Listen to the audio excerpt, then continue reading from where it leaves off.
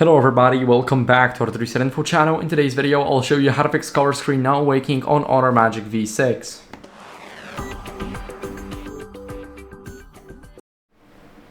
So what are we gonna do first is we're gonna open up settings. In these settings, you want to scroll down until we see accessibility features.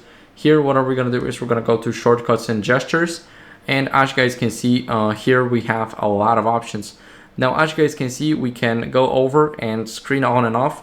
We can raise to wake, we can double tap to wake, and we can double tap to turn off screen. So it won't work here, it will work here. As you guys can see, the screen is waking up. So this is a fast fix. Here you guys can change it up, and that's basically how you guys can do it. If it's not working for you though, what you guys can do is go over to system and updates and make sure that your software update is on the latest version. Of course, you can double check. So this was the first check, now the second one. As you guys can see, it's everything on the latest version for me. So everything's good. And if you're not on the latest version, then I recommend you updating, since it's very important that you get rid of any old glitches that may be glitching your cover screen, not waking.